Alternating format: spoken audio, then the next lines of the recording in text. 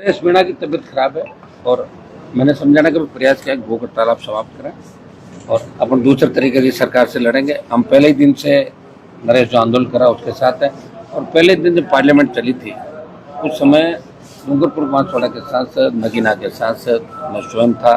हमने बेल में जाकर विरोध भी किया, पार्लियामेंट को स्थगित कराया, धरना भी दिया बाहर। और हम चाह रहे थे कि उन बच्चों को जिनकी कोई गलती नहीं थी, वो मासूम थे, 6 बच्चे ट्राइबल के, एक ओबीसी का बच्चा था, इनको 1-1 करोड़ रुपए मुआवजा, उन तमाम अधिकारियों की जिनकी वजह से स्कूल स्टाफ ने ये कहा था कि स्कूल नहीं चले, जर्जर भवन है, उसके बावजूद उस स्कूल को चालू कराया। तो इतनी बड़ी घटना के अंदर उस पर पर्दा डाल देना ये दिखाता है कि आदमी की या बच्चों की जान की कोई कीमत नहीं है। सरकारें कुछ भी नहीं सोच रही है और कांग्रेस पार्टी के नेता भी वहाँ कहाँ गए, खाली बातें कर रहे हैं। नरेश का जो आंदोलन है, अगर कोई व्यक्तिगत नाते रिश्ते के हिसाब से कांग्रेसी नेता को आके मिल गया होगा, बाकी कांग्रेस पार्टी का कोई व्यक्तिगत बयान या बड़ा नेता इस मामले के अंदर नहीं, क्या कांग्रेस को नहीं दिख रहा है यहाँ पर? और विपक्षी भूमिका निभा रहा राजस्थान में। और आप भी जानते हैं, बच्चे बच्चे थे, बच्चे सबके होते हैं और हम जहाँ चाहें वहाँ पैसे दे देते, जाके मुख्यमंत्री प्रधानमंत्री घोषणा कर देते हैं जब उनको हर मामले में याद दिलाना चाहता है। ये तो उनको खुद को सोचना चाहिए कि आप 13 लाख रुपए या 7 लाख दे रहे हो, फिर कह रहे हो 13 लाख दे दी, एक बकरी दे दी, तो ये बकरी से उससे ये क्या मैसेज देना चाहते हैं? मेरी मांग है भजनलाल सरकार से कि परिजनों को 1-1 करोड़ रुपए, एक जितने भी इस घटना के अंदर दोषी है कुछ इसलिए जांच करा के उनके खिलाफ आपराधिक कृत्य, गैर इरादतन हत्या का, जिनकी वजह से इतने बच्चों की जान गई, इतने इंजर्ड हुए, उन सबको उस सलाखों के पीछे डालना चाहिए ताकि दोबारा घटनाओं की पुनरावृत्ति हो। झालावाड़ स्कूल घटना के बाद ऐसी कई जगह घटनाएं राजस्थान में हुई, जैसलमेर के अंदर हुई और हुई, रोज पढ़ रहे हैं स्कूल की छत गिरी, स्कूल गिरी। अभी भी सरकार कहाँ सोच रही है? पता है सरकार को कुछ करना ही नहीं है। 10 दिन मुआवजे की मांग चलेगी, मुआवजा लिया, लोग घर बैठ जाएंगे। लोग भी सोचकार है राजस्थान में, अगर लोग सोचते, लोगों का तो माइंड सेट है एक बार बीजेपी को वोट देंगे, बीजेपी नाराज होगा, कांग्रेस को दे देंगे, तो फिर नेता भी क्यों लड़ेंगे? उनको पता अपना भी वोट दे देंगे, टिकट के लिए वो परिक्रमा करेंगे दिल्ली में अपने अपने नेताओं की, अपने अपने गुट के जो लीडर है उनकी वो सेवा चाकरी करेंगे। यही राजस्थान के बर्बादी का कारण। आप SI भर्ती का मामला देख लीजिए, सुप्रीम कोर्ट गए लोग, प्रयास हम कर रहे हैं कि उसके अंदर जीत तो निश्चित रूप जीत होगी। नरेश मीणा का जो आंदोलन, सबसे पहले नरेश को यही कहा कि आप एक बार इसको समाप्त करें।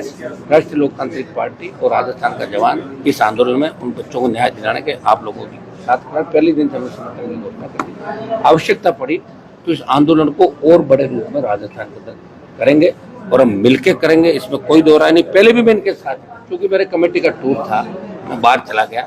आज एक रेलवे की मीटिंग थी और जैसे ही रात का मुझे पता लगा, रात को लेट हो गया, तो मैं मिलने पहुंच गया और पूरी टीम हमारी इस आंदोलन में, नरेश मीणा और जो आंदोलन करें इनके साथ है। और सरकार ने जो कमिटमेंट इनसे दूसरे भी किए, तो सरकार ने बहुत तंग परेशान किया। झालावाड़ के अंदर भी ये शांतिपूर्ण प्रदर्शन करे ले जाके कितने दिन जेल के अंदर डाल दिया।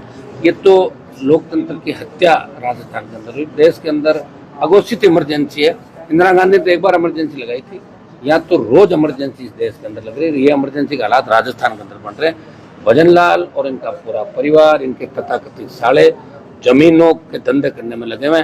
कहाँ जमीन मिले उस पर कब्जा करो, रातों रात हटाओ, पता नहीं कब लोट जो पर्ची हमारी वापस चली जा रही है। सही है कि भजनलाल जी को ज़्यादा दिन बीजेपी के लोग नहीं रखेंगे, इनको रख दिया तो पंचायत चुनाव में छोपड़ा साहब हो ही जाएगा। और आने वाले टाइम में राजस्थान की जो भैरों सिंह जी के समय 21 या 22-23 सीट आई थी, उससे कम सीट 10 या 12 पे भारतीय जनता पार्टी सिमट जाएगी। ये दिल्ली वाले परेशान है कि इसको गलत बना दिया, अब हटाए कैसे? बना दिया तो हटाए तो बनाए किसको? ये झगड़ा दिल्ली के अंदर, दिल्ली में तय हो चुका कि भजनलाल जी को रवाना करना। सर, आपने मेडिकल कॉलेज के प्रिंसिपल से भी बात करिए, यहाँ के सुप्रिंटेंडेंट से भी बात करिए। अभी हम चाह रहे थे कि भाई उनको अलग से कुछ लोगों को, जो प्रमुख लोग हैं उनको मिलने भी दिया जाए। सरकार के कम लोगों को मिला, हुई गलत है। लेकिन मैं दूसरे लोगों से भी अपील करूंगा कि हर कोई व्यक्ति अस्पताल के अंदर नहीं आए। अस्पताल के अंदर दूसरे पेशेंट जो हमारे, वो भी अपने भाई, उनकी तबीयत का भी ध्यान रखना। तो ये उनको कहते हैं प्रमुख लोग अगर मिलना चाहते हैं कोई आए, और विशेष रूप से कोई मीडिया का व्यक्ति भी अगर बात करना चाहे तो उनको इसके लिए छूट दी जाए। ये मैंने सारी बात समझा। नरेश की तबीयत जल्दी ठीक होगी और नरेश की तबीयत और ज़्यादा ठीक इसलिए हो जाएगी। मैं यहाँ आके खड़ा हो गया उसके साथ। वैसे मैं खड़ा था लेकिन मैं दूर था, तो इसको ऐसा लगता था कि भाई साहब अभी तक आए नहीं। मैं आज आ गया, उसका समाधान में निकाल देंगे। इसमें 100% जीत कराएंगे, बच्चों को राहत दिलाएंगे और परिजनों को पूरा मुआवजा और दोषियों के खिलाफ कड़ी कार्रवाई कराएं।